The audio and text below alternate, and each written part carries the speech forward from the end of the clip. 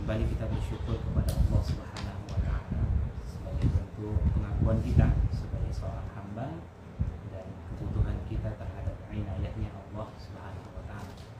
Kemudian salawat dan salam kita panjatkan kepada Nabi Muhammad sallallahu alaihi wasallam. Allahumma shalli ala Muhammad wa ala ali Muhammad. Mudah-mudahan kita selaku umatnya atas izin Allah mendapatkan syafaatnya di yaumil mahsyar. Amin ya rabbal alamin. Baik, materi kita pada pertemuan kali ini yakni surah Al-Falaq. Baik, Ibu dan rahimani wa rahimakumullah, sebelumnya kita telah membahas ya bahwasanya surah Al-Falaq dan surah An-Nas ini adalah surah yang diturunkan secara bersamaan dan turunnya itu di Makkah atau sebelum Rasulullah SAW hijrah ke Madinah. Oleh karenanya surah ini juga disebut dengan surah Al-Mu'awwidzatain atau surah Al-Mu'awwidzatain. Maknanya surah yang digunakan untuk meminta perlindungan kepada Allah Subhanahu wa Ta'ala. Kemudian dan Nabi pun tatkala ketika disihir Rasulullah membaca kedua surah ini ya, yakni surah Al-Falaq dan surah An-Nas, sehingga ini juga lah yang menjadi alasan sebab turunnya kedua surah ini. Nah, sehingga bagi kita selaku umatnya Rasulullah tentunya lebih giat lagi meminta perlindungan kepada Allah Subhanahu wa Ta'ala dengan wasilah membaca surah Al-Falaq dan surah An-Nas. Sebelumnya juga kita telah membahas kapan saja keutamaan surah ini dibaca, yakni ketika selesai sholat fardu, kemudian zikir pagi dan petang, kemudian sebelum tidur, ya kan. Bahkan ini untuk mencegah ya. Bahkan tatkala seseorang terkena gangguan setan, maka cara mengobatinya adalah dengan membaca ayat-ayat ruqyah. Dan di antara ayat-ayat ruqyah itu adalah kedua surah ini, yakni surah Al-Falaq dan surah An-Nas. Ini muqaddimahnya ya. Sebelum kita jauh lebih mendalam memahami tadabbur surah Al-Falaq, ada renungan tentunya bagi kita semua. Hadis Rasulullah SAW, di mana Rasulullah SAW bersabda, "Sayati zamanun ala ummati yakfirul qurra wa yaqilul fuqaha." Kata Rasulullah, akan datang pada satu zaman atau masa di mana umatku itu lebih banyak al-qurra'nya, maksudnya itu membaca, namun hanya sebatas membaca, hanya menambah wawasan saja, menambah ilmu saja. Wa yaqilul fuqaha, namun sedikitnya orang fakih. Maksudnya itu di akhir zaman itu banyaknya nanti orang-orang yang banyak ilmu tapi sering membaca, suka membaca, tapi apa yang dia baca itu dia tidak ambil ibrahnya dalam kehidupan. Artinya ilmu yang dia dapatkan tidak merubah kepribadiannya, tidak merubah akhlaknya, tidak mendekatkan dirinya kepada Allah Subhanahu wa Ta'ala. Dan tentunya kita berharap apa yang telah kita dapatkan itu semuanya pelan-pelan bisa mengubah kepribadian kita. Makanya kalau kita mentadaburi surah Al-Alaq nantinya, salah satu alasan kenapa wahyu pertama kali turun itu adalah perintah membaca. Artinya kita dituntut untuk membaca. Sepanjang manusia tidak membaca, sepanjang manusia itu tidak belajar, maka sesungguhnya dia tidak akan mengetahui betapa Allah itu maha besar, betapa Allah itu maha kasih dan sayang. Nah, ini perintah membaca, perintah untuk menuntut ilmu. Dan di akhir surah Al-Alaq itu apa bunyinya? Wasjud waqtariba, dan sujudlah, dan kemudian dekatkanlah diri kepada Allah Subhanahu wa taala. Dari situ dapat kita pahami ending dari Iqra itu adalah semakin banyak sujudnya. Ending dari Iqra itu adalah semakin banyak sujudnya, semakin dekatlah dirinya kepada Allah Subhanahu wa taala. Mudah-mudahan kita yang hadir di sini jangan sampai termasuk orang-orang yang dikhawatirkan oleh Rasulullah. Waktu kita habiskan untuk terus belajar, tapi sesungguhnya apa yang kita dapatkan tidak kita amalkan. Harapan kita semua pelan-pelan bagaimana ilmu yang kita dapatkan ini sedikit demi sedikit kita dapat amalkan, aplikasikan dalam kehidupan kita sehari-hari. Amin ya rabbal alamin. Baik, hari ini kita masuk surah Al-Falaq. Keutamaannya kita sudah bahas ya Bunda. Ustaz, boleh tanya Ustaz? Iya. Nah, yang di surah A'raf kemarin kan ada aidihim khalfihim, itu sama artinya dengan yang di ayat kursi. Ayat kursi aidihim wa ma khalfihim sama tuh Ustaz. Kursi. Dari belakang, dari depan. Iya. Iya, sama ya katanya. Aidihim khalfihim itu sama. Sama.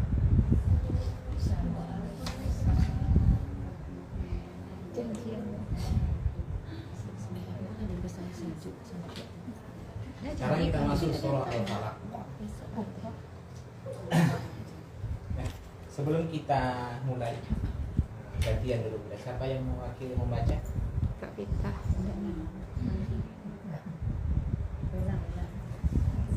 Surah Al-Falaq.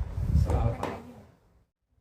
Kalau grogi diambilin Quran. Enggak apa-apa Bunda, kita bukan kajian tahsin. Iya, enggak dikoreksi kok Ustaz. Dikoreksi. Jadi Namanya mungkin aja. siapa? Bunda ya Bunda. Neng. Enggak, gantian. Makruh mendahulukan dalam hal urusan ibadah. Makruh mendahulukan orang lain. Ayo. Semuanya tuh kan. Ayo Kak. Ditawarkan pahala loh. Ayo Kak. Kalau udah guru yang nunjuk, Ustaz tunjuk aja Ustaz. Kalau guru nunjuk biasa enggak ngelak lagi. Namanya meleceh. Namanya macam leceh. Enggak apa-apa. Kita enggak koreksi kok. Enggak usah ke irama Kak. Oke, mulai. A'udzu billahi minasy syaithanir rajim. Bismillahirrahmanirrahim. A'udzu billah. Sama-sama. Oh, sama-sama. Ulang lagi ya dari awal. Dari ta'awuz Ustaz. Iya. Ulang sama-sama. 2, 3. A'udzu billahi minasy syaithanir rajim. Baca dulu Bunda Pita baru kan. Sol. Jadi Kakak jangan laju-laju. Nah, oke, mulai ulang lagi. A'udzu billahi minasy syaithanir rajim. A'udzu billahi minasy syaithanir rajim. Bismillahirrahmanirrahim. Bismillahirrahmanirrahim. Qul a'udzu birabbil falaq. Qul a'udzu birabbil falaq. Min syarri ma khalaq. Min syarri ma khalaq. Wa min syarri ghasikin idza waqab. Wa min syarri ghasikin ghasiqin idza waqab. ومن شر النفاثات في العقد ومن شر النفاثات في العقد ومن شر حاسد إذا حسد ومن شر حاسد إذا حسد.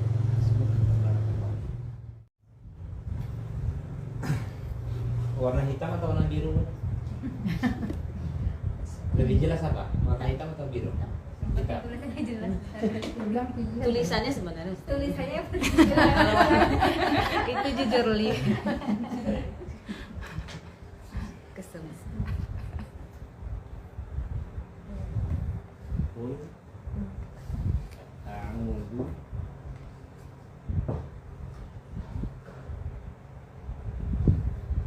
rabbil falaq.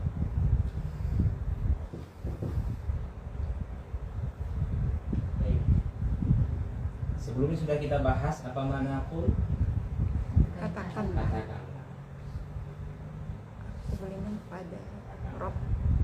Nah, Allah Subhanahu wa taala memerintahkan kepada Rasulullah dan kepada kita semua untuk mengatakan apa?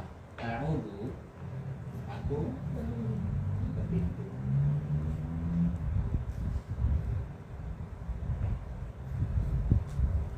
Bi dengan Rob. Kita ulang terus bunda supaya ingat Al-Khaliq, Al-Malik, dan Al-Mudabbir, yang menciptakan, yang menguasai, yang menguasai, yang mengatur. Nah, Al-Falaq. Al-Falaq apa maknanya? waktu subuh. Subuh. Iya. Waktu subuh.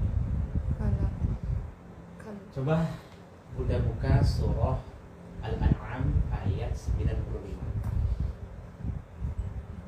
95 Al-An'am 95,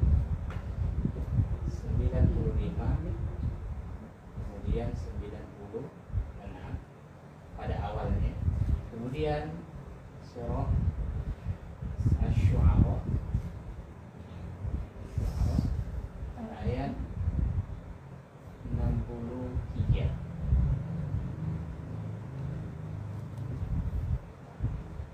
Asy-Syu'ara ayat 63.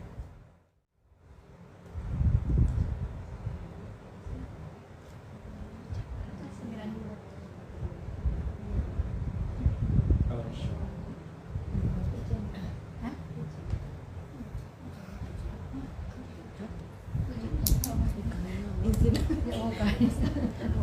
Ya, surah Asy-Syu'ara ayat 63. Ada bir. Al-An'am ayat 95.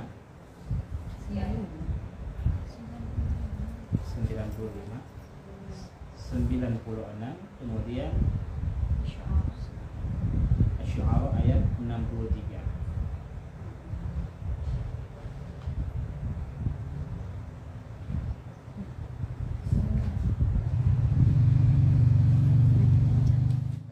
Dapat?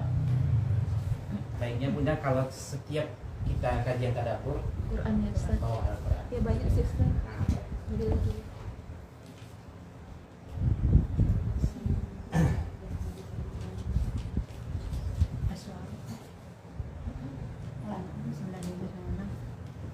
Innallah afalikul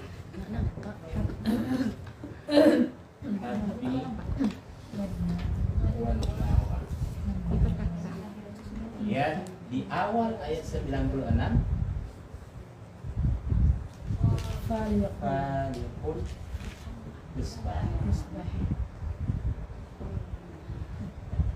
Kemudian surah Asy-Syu'ara ayat 63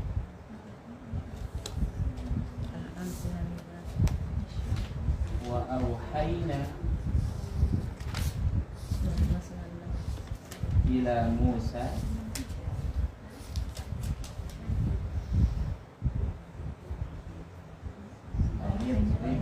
Musa bi'aso Nasrik yang saling apa ya al-bahar falak al-falaq. nanti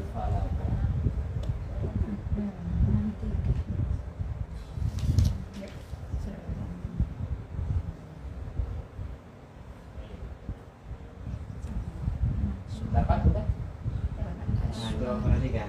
Tadi terjemahnya apa? Subuh. Iya. Sebenarnya subuh falak itu secara bahasa bukan subuh maknanya. Terbelah. Ya. Nanti akan kita kaitkan kenapa lah diterjemahkan subuh. Amin. Ya. Inna Allah, sesungguhnya Allah faliq. Jadi isim fa'il ya, yang membelah. Ya, membelah. Terjemahnya apa di situ, Bunda? Menumbuhkan. Menumbuhkan padi-padian atau biji Yang membelah. Asalnya membelah. Oke. Kita hapus dulu, kita lihat ikut terjemahnya dulu. Yang menumbuhkan. padi-padian dan biji kurma. Asalnya Bunda, ini dia. Falaqo. Oke. Nah, habbi butir ya. Wan nawa biji. Terjemahnya di situ apa? Dia biji padi-padian. Ada terjemah Al-Quran per kata.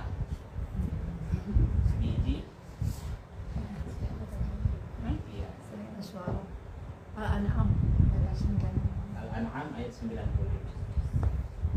Oke, sesungguhnya Allah yang menumbuhkan butir dan biji-bijian.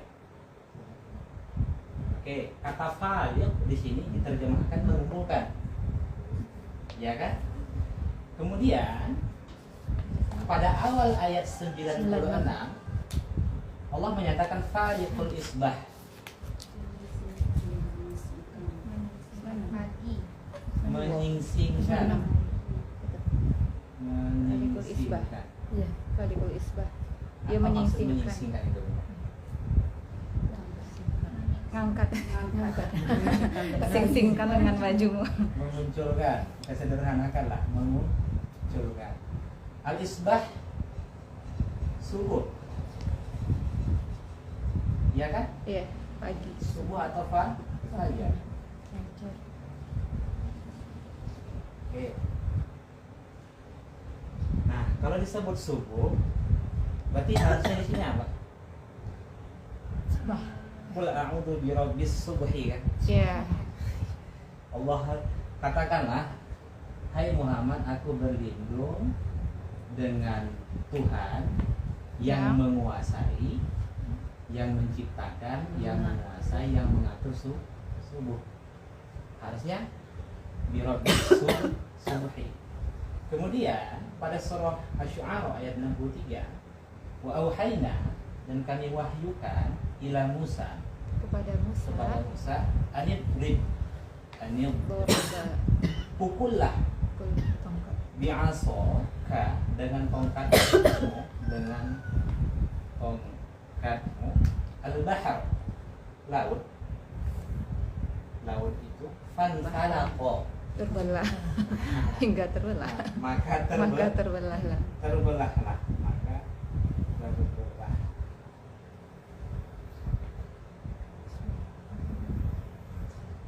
Nah, pertanyaannya apa hubungan subuh dengan menumbuhkan? Sebenarnya ini maknanya sesungguhnya Allah lah yang membelah butir dan biji-bijian. Sesungguhnya Allah lah yang membelah subuh atau membelah fajar. Sesungguhnya Allah lah yang membelah lautan. Maksudnya apa? Begini Bunda. Ini dulu kita paham. Bunda, kalau menanam biji kurma, ya kan? Lantas dari biji kurma itu terbelah. Keluarlah pohon. Wan nawa itu Tunas. lebih kepada bibit. Bibit. Yang ini kalau bahasa kita biji. Paham ya? Habbi itu butir. Kalau wan nawa biji-bijian. Sebenarnya ini adalah biji, yang ini bibit. Maksudnya adalah Allah ingin menyatakan kepada kita semua bahwasanya dialah yang membelah biji-bijian itu sehingga tumbuhlah pohon. Paham Bunda? Jelas. Nah, dari situ sudah menjadi pelajaran bagi kita. Sebenarnya kita ini orang yang fakir ya. Nggak bisa apa-apa. Nggak bisa apa-apa Bunda. Jadi manusia bisa menanam, tapi soal tumbuhnya itu adalah kehendak Allah Subhanahu wa Ta'ala. Bisa saja biji-biji itu enggak terbelah dan lain sebagainya. Jelas. Kemudian Allah lah yang menyingsingkan, diterjemahkan pula menyingsingkan. Padahal sebenarnya itu membelah subuh. Nah, begini Bunda. Jadi makna falak itu artinya belahan atau pisah secara bahasa. Adapun secara istilah maknanya adalah subuh. Di mana hubungannya? Kan itu pertanyaan kok jauh kali Ustaz. Sesungguhnya katakanlah aku berlindung kepada Tuhan yang menguasai belahan atau pisahan. Rancu kan kalau diterjemahkan dalam bahasa Indonesia. Nah, begini.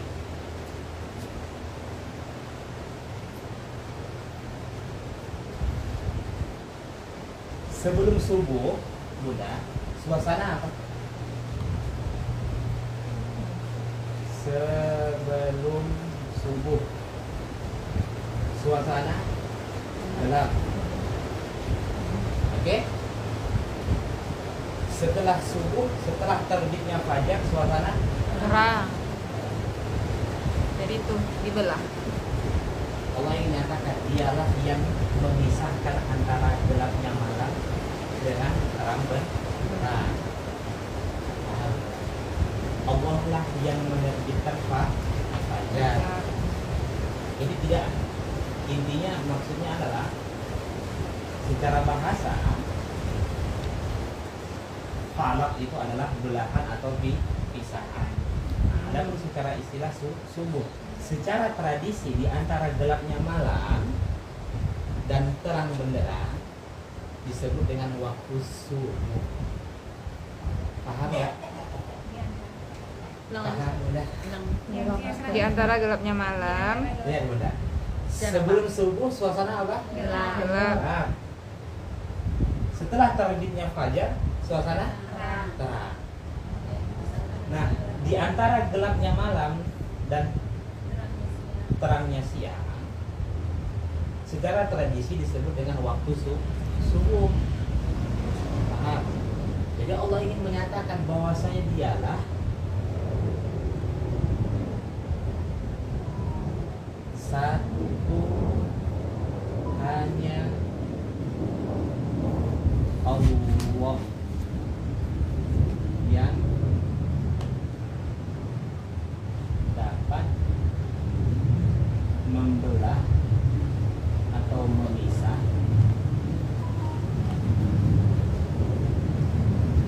malam dan siang.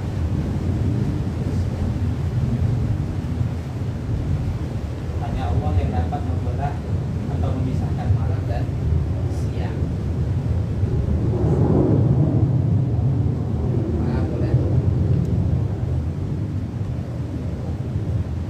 Kira-kira ada nggak di antara makhluk Allah yang dapat memisahkan hal demikian? Yang memunculkan matahari sampai kita nikmati siapa? Allah Subhanahu wa Ta'ala. Sekalipun kita mudah menolak, bagaimana supaya jangan sampai terjadi esok hari, tetap besok akan ada.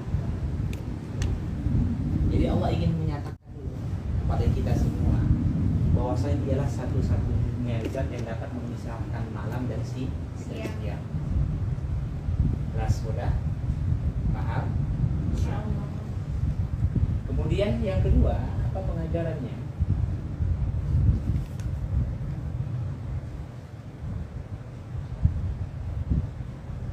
Hanya Allah yang dapat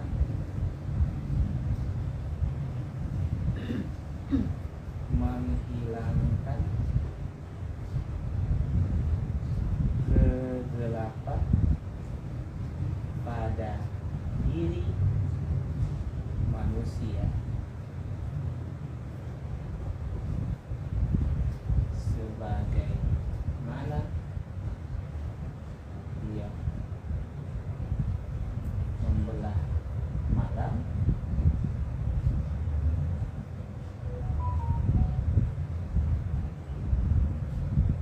dan siang. Hitungan siang itu udah mulai dari terbitnya fajar Sampai terbenamnya matahari. Oke. Jelas sudah. Jadi ini dulu, yakin dulu kita udah bahwasanya hanya Allah yang dapat membelah atau memisah malam dan siang. Kemudian yang kedua, hanya Allah yang dapat menghilangkan kegelapan pada diri manusia sebagaimana dia membelah malam dan siang. Yakin dulu, yang ditanamkan dulu tauhid sebelum kita meminta perlindungan kepada Allah Subhanahu wa taala. Sebelum kita ingin dilindungi oleh Allah Subhanahu wa taala, yakin dulu kepada Allah Subhanahu wa taala. Jelas sampai sini? Paham mudah? Oke. Ada yang ditanyakan? Ustaz, apa bedanya subuh dengan fajar? Fajar, kalau fajar itu enggak, lebih kepada apa namanya, kondisi matahari.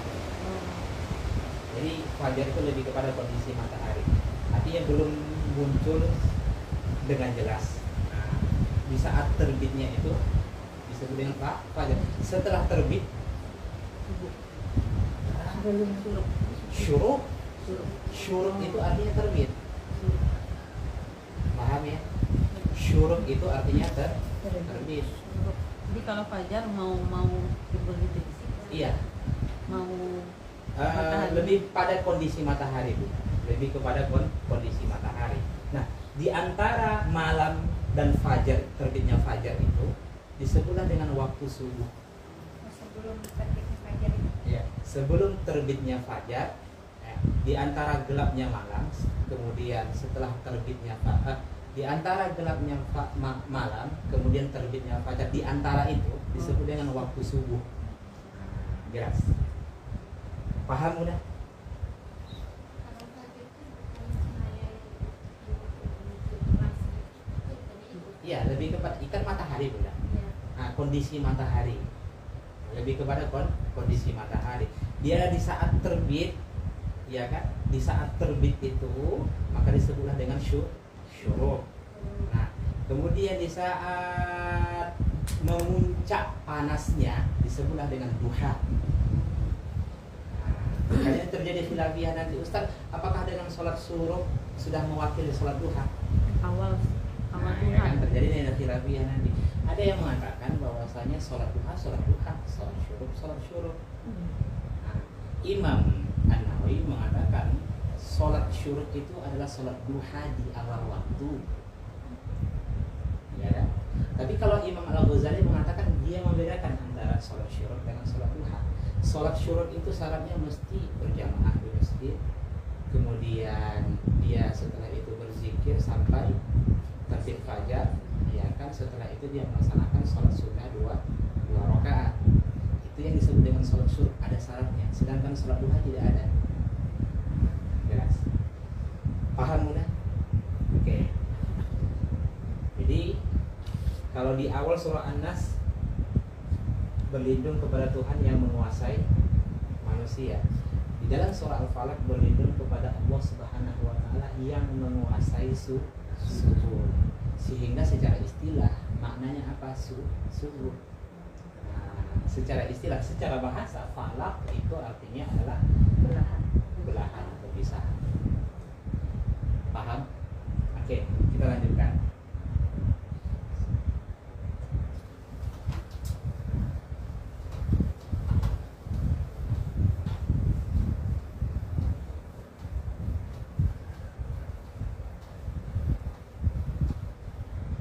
ada yang melindungi, ada yang dilindungi. Kemudian dari perkara apa kita ingin dilindungi? Pertanyaannya, siapa yang melindungi? Allah. Siapa yang dilindungi? Manusia. Hamba. Dari perkara apa? Disebutkan ayat kedua. Jelas ya Bunda? Nah, Syari ma, dari kejahatan. min Syari syarri ma ma, khalaq. dari kejahatan apa-apa yang diciptakan. Dari syarri Kejahatan kejahatan ma apa atau keburukan.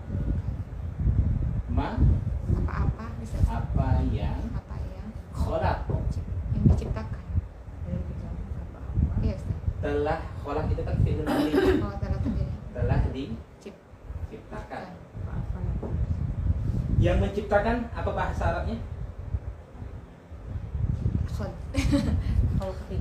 Khaliq. Kholik. Pencipta. Yang diciptakan apa bahasa Arabnya? Yang diciptakan makhluk. Yang diciptakan. Makhluk. Iya. Makhluk itu yang diciptakan. Jelas? Ya. Makhluk. Allah sang Khaliq. Kita makhluk. Saya tanya benar. Kejahatan siapa yang menciptakan? Allah.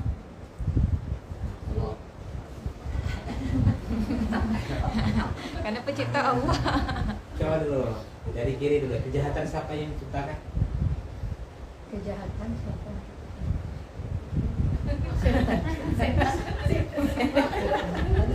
Oke, Uminala, kejahatan siapa yang menciptakan? Kalau yang maha menciptakan Allah. Oke, Mbak Wita. Setan Setan. membisikan ke dada. Iblis.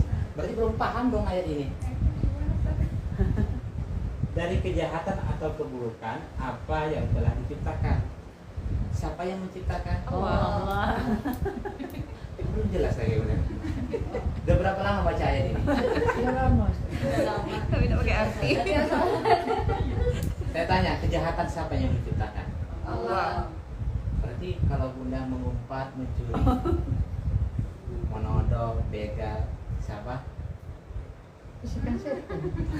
Tidak datang dari Allah. Kayak Allah juga. Kehendak Ayo. Allah. Mari khilaf para syekhah ya. Ikhtilaf. Pertama Bunda, pelajaran dulu. Pertama, bahwa kejahatan itu adalah makhluk. Sepakat kita? Karena diciptakan. Ya kan? Ya. Oh, sepakat. Paham ya? Kejahatan itu adalah makhluk karena sesuatu yang diciptakan. Jelas. Yang kedua, yang menciptakan kejahatan adalah Allah Subhanahu wa ta'ala. Nah, tapi yang menjadi catatan bagi kita Bunda, Allah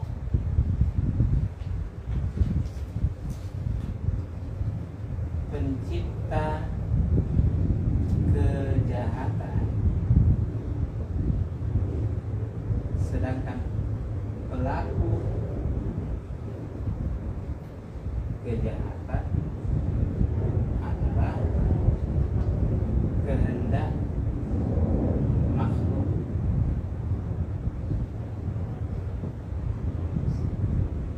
Paham perbedaannya? Yang ini yang nomor 3 ini sifat Allah yang menciptakan sifat kejahatan itu. Tapi pelaku kejahatan itu adalah manusia itu sendiri. Kenapa harus cerita? Kejahatan terus. Mengapa harus diciptakan? Kenapa nggak semuanya baik gitu kan? Iya. Untuk apa kita hidup jadinya? Nggak ada Semuanya ujian dalam yang surga. Oke, begini Bunda. Simpelnya begini. Apa sih hikmah Allah menciptakan kejahatan? Nah, pertanyaannya seperti itu. Setiap apapun yang diciptakan Allah Subhanahu wa ta'ala pasti mengandung hikmah.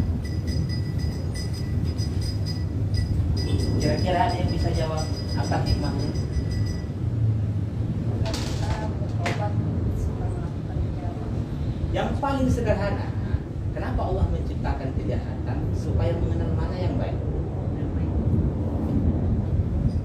Paham? Iya. Bagaimana mengetahui yang baik? Setelah tahu yang buruk. Jelas. Hikmahnya untuk mengenal yang baik dan mana ya. Andai Allah ciptakan semua ini buruk, Bunda, ya, kapan kita mengenal kebaikan? Tentu tidak bisa kita mengenal kebaikan karena seluruhnya diciptakan keburukan. Andai Allah ciptakan seluruhnya kebaikan, kapan kita mengenal yang buruk? Tidak bisa kan? Nah, jadi satu hikmahnya untuk mengenal mana yang baik dan mana yang buruk. Itu pertama. Yang kedua, sebagai ujian dan kebaikan bagi hambanya.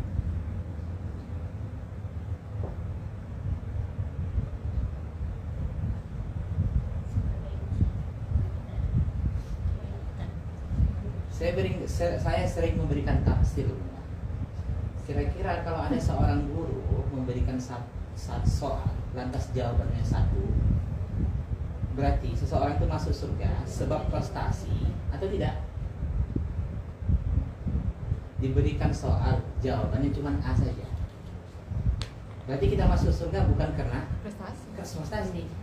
Lantas dipilihlah A, ada pilihan B, C, D, E, F, dan seterusnya. Jelas? Ini apa? Sebagai ujian.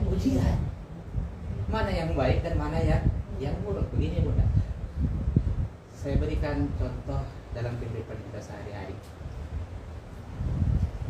Kenapa Allah hadirkan keburukan di depan kita?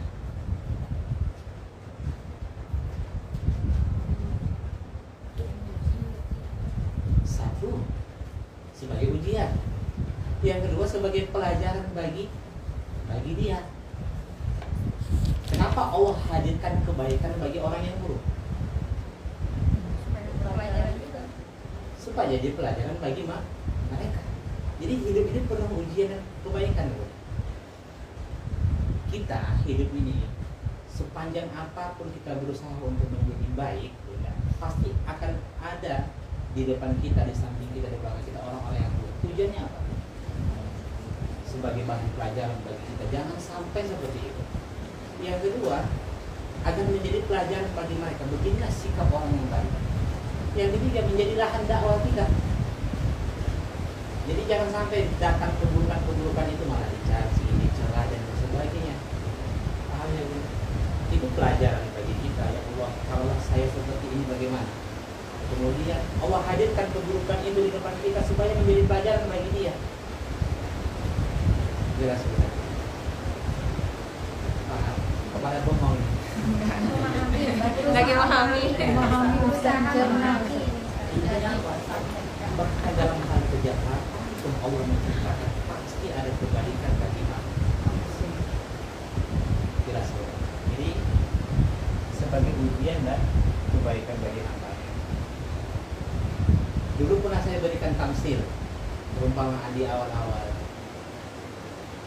Apa kebaikan ular bagi manusia? Kulitnya di tas. Tamsil ular tuh waktu kalau di dalam satu jahat, kalau 100 keluar nggak ditakuti. Itu dulu. Dulu. Oh, dulu ya. Ya mungkin dari segi rantai makanan, iya. Allah ciptakan ular untuk makan tikus, Ustaz. Iya. Gitu. Sekarang apa kebaikannya untuk kita? Bukankah ular itu keburukan bagi kita, Bunda? Sekilas pandangan manusia. Iya. Tapi apa kebaikan? Allah ciptakan ular itu untuk berbisa dan semisalnya supaya kita takut. Kalau takut kita minta perlindungan kepada Allah. Siapa yang diuntungkan? Kita. Nah, Kita, Bunda. Auzubillah. Paham ya? Jadi Allah ciptakan keburukan yang dari sekeliling kita supaya kita senantiasa berlindung kepada Allah. Dengan berlindung kepada Allah kita mendapatkan kebaikan yang dibutuhkan kita juga, Bu. Jelas. Allah ciptakan nyamuk, apa kebaikan untuk kita? Kan nyamuk lah bisa. Ribuan orang bergantung, Bunda. Pekerjaannya di perusahaan obatnya. Allah ciptakan maling. Jelas, sudah. Jadi Allah ciptakan maling supaya kita ikhtiar, tawakal. Ada ikhtiar di situ menjaga harta kita sebaik mungkin. Kemudian sepenuhnya kita menyerahkan diri kepada Allah, kita mendapatkan kebaikan. Kenapa? Karena hidup kita ini sepenuhnya bergantung kepada Allah Subhanahu. Jelas. Berarti intinya semuanya kebaikan ya Ustaz ya. Iya. Yang buruk di pandangan kita Hanya, ya. ingat aja ya. Jadi perbuatan Allah itu kan berkisar al-adlu, al-fadl, keadilan, kebaikan. Keadilan, karunia-Nya. Sudah. Tidak ada satupun perbuatan Allah yang tercela. Tidak ada satupun perbuatan Allah yang tidak pantas dinisbatkan kepada Allah Subhanahu wa Ta'ala. Pasti mengandung kebaikan. Jelas. Apalagi kira-kira Bunda? Ada yang bisa nambahkan? Hikmah Allah menciptakan keburukan. Pelajaran tadi Sabaran. Sebagai ujian dan kebaikan bagi hamba. Itu kan pelajaran. iya kesabaran ya. Ya. Itu bagian dari ujian dan kebaikan. Semuanya ada di situ. Nah, jelas ya, Bunda? Kesabaran, pelajaran. Kalau Allah ciptakan buruk saja, di mana letak ujiannya? Kalau Allah ciptakan baik saja, di mana letak ujiannya? Sudah jelas. Salah satu di antara sekian banyak hikmah Allah menciptakan keburukan, menunjukkan betapa Allah Maha Kasih dan Sayang, atau Ar-Rahman Ar-Rahim. Kemudian Al-Ghafur dan At-Tawwab. Apa At-Tawwab? Menerima taubat. Maha penerima taubat. Nah, saya ajak berpikir Bunda, di mana letak kebesaran Allah itu? Di mana letak kasih sayang Allah? Kemudian Allah lah Maha penerima taubat melalui menciptakan kejahatan keburukan. Tadabbur itu seperti ini, berpikir, tafakur, tadabbur. Saya tanya Bunda,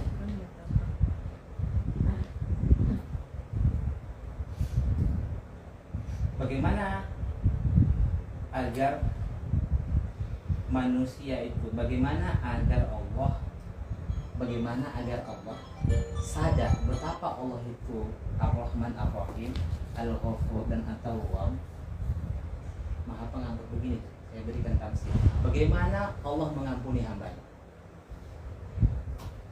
Dengan rahmat, dengan Rahmatan rahmatnya. Bagaimana cara Allah mengampuni hamba-Nya? Dia ciptakan dosa. Bagaimana agar dosa itu ada? Dia ciptakan kejahatan.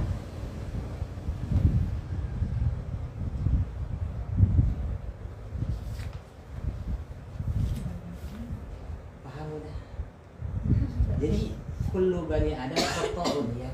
Itu sudah umum kita disampaikan oleh para guru-guru. Setiap anak Adam itu pasti melakukan kesalahan. Dan sebaik-baik orang yang melakukan kesalahan itu wa khairul khata'ina tawwabun, mereka yang memohon ampun, mereka yang bertaubat kepada Allah Subhanahu wa Ta'ala. Jadi simpel saja Bunda, bagaimana agar Allah mengampuni hambanya? Jawabnya apa? Menciptakan dosa. Bagaimana agar hamba itu berdosa? Menciptakan kejahatan. Jelas. Jadi yang masalah itu bukan dia tidak berdosa sama sekali. Yang menjadi masalah besar itu tatkala dia berdosa, dia tidak memohon ampun kepada Allah Subhanahu wa Ta'ala. Jelas saudara. Jadi inilah dari sekian banyak hikmah-hikmah yang mungkin disampaikan oleh para ulama ya. Dan sesungguhnya Allah Maha tahu apa sih hikmah-hikmah Allah menciptakan keburukan atau kejahatan. Jelas? Paham? Itu hal-hal yang seperti itu. Ya Allah, kenapa lah saya ini ngaji dan lain sebagainya, ya kan? Dari dulu saya dididik orang tua menjadi orang yang baik. Kenapa saya dipasangkan dengan sosok teman hidup yang seperti ini? Satu, untuk menjadi lahan dakwah bagi bunda, untuk menjadi pelajaran bagi dia. Sudah selesai kan?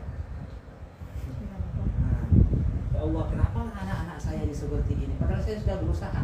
Dari dulu saya didik dia menjadi anak yang soleh. Kapan mudah mendapatkan pahala? Kubur. Ya kan? Kalau yang lain-lain, saya tahu kamu tuh yang lain-lain itu nggak bisa. Dengan cara inilah saya mendatangkan kebaikan bagi dirimu. Hadirkan anak yang selalu bertingkah luhur dengan kita. Pertama, menjadi pelajaran. Kita baik menjadi pelajaran bagi anak kita. Menjadi lahan dakwah bagi kita. Selesai. Kalau sabar ya. Selesai. Nah, itu nanti pada soal asal nanti. Oke, benar. Ya, dari sini kita ya mudah menjalani hidup kita. Bahwasanya apapun yang kita terima dalam hidup ini itu kebaikan dari Allah. Bahkan ditimbang musibah pun kita itu kebaikan dari Allah. Siapa yang menciptakan kejahatan? Allah. Tapi jangan sampai dari sepotong-sepotong memahaminya. Oh, saya mencuri, itu kan kehendak Allah. Kalau sekilas ya. Saya melakukan, saya mengumpat, salahkanlah Allah. Dia yang berkehendak saya seperti ini. Sifat kejahatan itu Allah yang menciptakan, tapi bukan untuk dikembangbiakkan. Ada sifat. Paham ya? Oke. Ada yang ingin tanyakan? Menarik. Pertama, kita meminta perlindungan kepada Allah Subhanahu wa Ta'ala dari keburukan secara umum. Kan tidak disebutkan, ingat kaidahnya, dari keburukan apa yang telah dia ciptakan. Tidak disebutkan keburukan apa. Ingat kaidahnya Bunda, kalau di dalam Al-Qur'an apabila ada fi'il kemudian tidak ada objeknya, itu menunjukkan keumuman. Berarti kita meminta perlindungan kepada Allah dari segala keburukan makhluk yang telah Allah ciptakan. Baik itu keburukan dari jin, baik itu keburukan dari manusia, baik itu keburukan dari binatang. Mencakuplah semuanya pada ayat kedua. Jelas? Paham Bunda? Kemudian pada ayat setelahnya Allah khususkan keburukan apa? Maksudnya apa?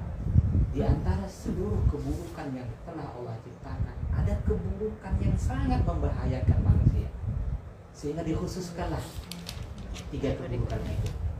Nah, syarri ghasiqin idza waqab, kemudian syarri nafasati fil 'uqad, syarri hasidin idza hasad. Jelas. Di ayat kedua kita minta perlindungan kepada Allah dari segala keburukan umum, kemudian Allah khususkan. Tidak perlu saya tulis lagi ya, udah bisa disimpulkan kan? Perlu loh. Jadi sudah? Nah.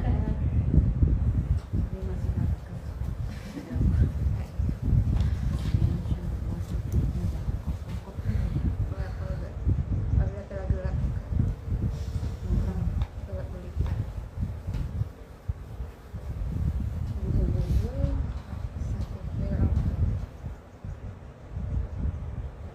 Pertama,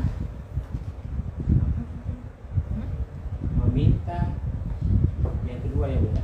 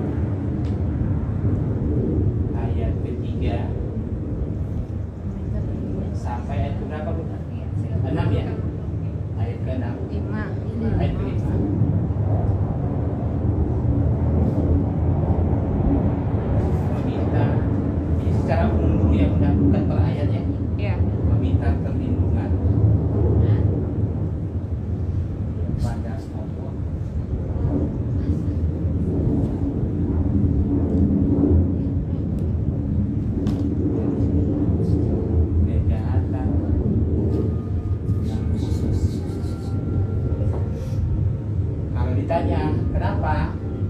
Sebab dari 3 kejahatan yang khusus, mohon maaf, meminta perlindungan kepada Allah dari 3 kejahatan yang khusus. Sebab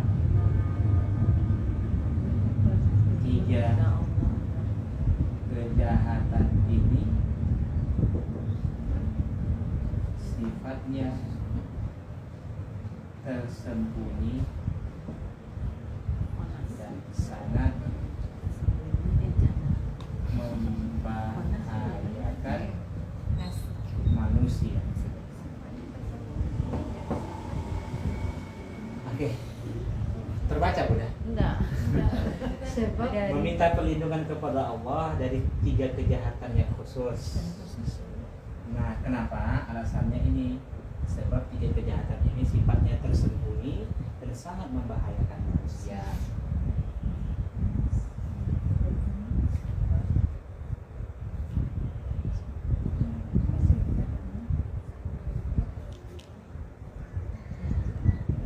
Sebanyak khusus. Yang meminta perlindungan kepada Allah dari segala keburukan makhluknya itu ayat pertama atau kedua? Ini yang Dua. pertama. Dua sama. Ini yang kedua. Oh. Tadabbur ayat 2 ya. Tadabbur ayat 2. Pertama, meminta perlindungan kepada Allah dari segala keburukan makhluknya. Kita minta perlindungan kepada Allah dari kejahatan seluruh makhluk yang telah Allah ciptakan. Ya umum. Kemudian Allah khususkan.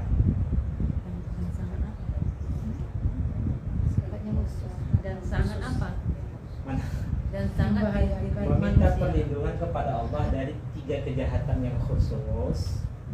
Sebab Sebab 3 tiga kejahatan ini sifatnya tersembunyi dan sangat membahayakan manusia. Di surah An-Nas kita minta perlindungan kepada Allah dari apa? Dari 1 kejahatan. Di dalam surah Al-Falaq kita meminta perlindungan kepada Allah dari 3. 3 kejahatan.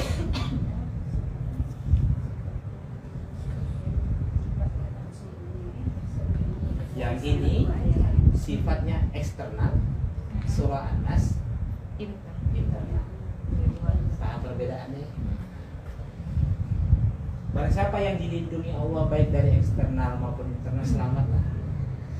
Intinya, beruntunglah seorang hamba tersebut. Betapa banyak orang yang dilindungi dari eksternal, ya kan? Kejahatan yang bersumber dari luar, tapi dari dirinya tidak. Sebaliknya seperti itu. Oke, lanjut. Paham ya Bunda?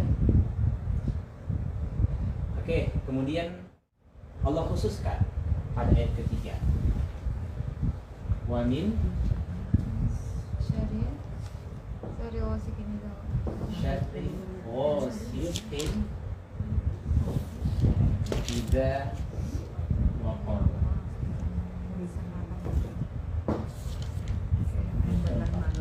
Ayat ketiga.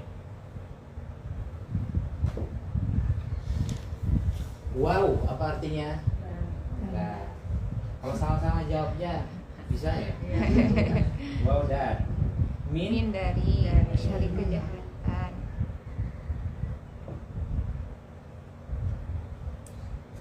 syarri Kejahatan. atau kejahatan. Ghasib Malam. malam. Idza apabila waqab gelap Gulita. Malam itu gelap atau terang? Gelap. Ada yang gelap siang.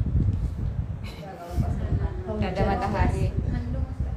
Bukan surah Al-Isra. Surah Al-Isra ayat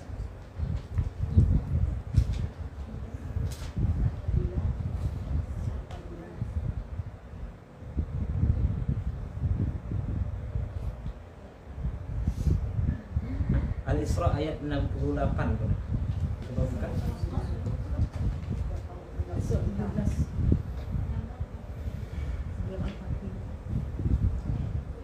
Sebenarnya ghasik ini juga maknanya bukan malam. Ayat berapa Ustaz? Kita akan paham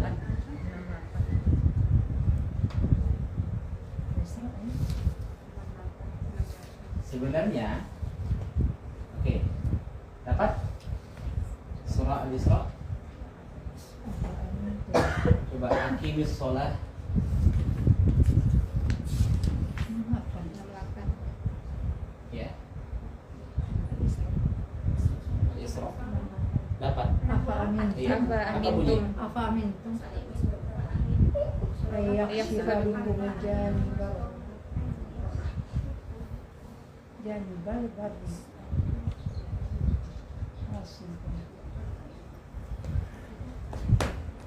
Setelahnya? Apa amin tuh? Al-Isra.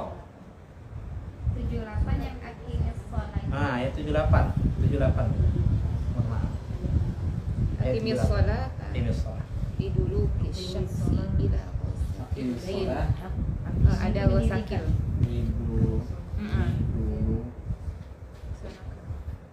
Isyamsi ila Wasakil laili wa Qur'an al-fajr. kemudian wa Qur'an al-fajr inna Qur'an Al-fajr kana mashhuda. kana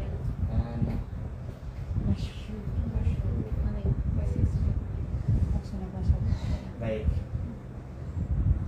Ini ada aqimis sholat di dulu syamsi ila wasaqil lail. Nah, kembali lagi sebenarnya ghasik itu terjemahnya bukan malam. Karena ada kata lain setelahnya benar. Malam ya. Al-lail itu malam. Coba kita lihat. Aqimis sholat, apa terjemahnya? Dirikanlah sholat, tegakkanlah sholat. Di dulu syamsi, Matahari ketika matahari bergelincir. Maghrib. Oke, kapan tuh? Maghrib. Maghrib terbenam. tergelincir. Subuh terbit. Zuhur. Tergelincir sebelum Tergelincir itu bunda ketika matahari tepat di atas kepala kita terpleset dia. Bahasa dulu terpleset gitu kan. Masuk zuhur. Tengah hari. Iya. Oke. Jadi Allah perintahkan mendirikan sholat, ya kan? Mulai dari tergelincir matahari. Berarti sholat zuhur. zuhur.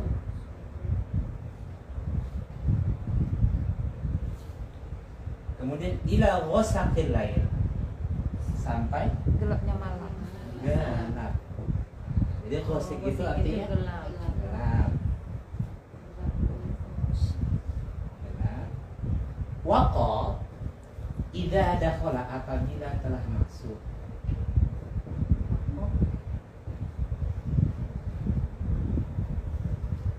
Jadi sebenarnya dan dari keburukan gelap apabila telah masuk. Sebenarnya itu. Oke. Ini dulu kita bahas dulu.